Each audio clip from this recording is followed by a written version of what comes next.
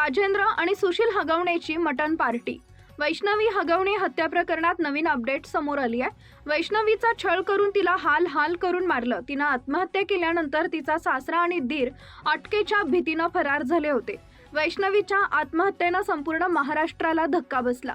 वैष्णवी प्रकरणामुळे एकीकडे संपूर्ण महाराष्ट्र हळहळ व्यक्त करत असताना राजेंद्र हगवणे आणि त्यांचा मुलगा सुशील हगवणे हॉटेलमध्ये बसून मटण पार्टी करत होता। याचा सीसीटीव्ही व्हिडिओ समोर आला असून तो व्हायरल होतोय।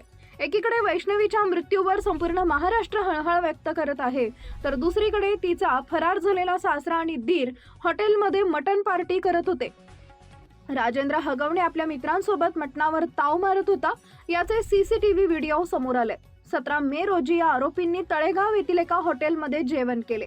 तळेगाव दाभाडे येथील एक तांबडा पांढरा रस्सा हॉटेलमध्ये ते मटणावर ताव मारत असल्याची माहिती समोर आली आहे।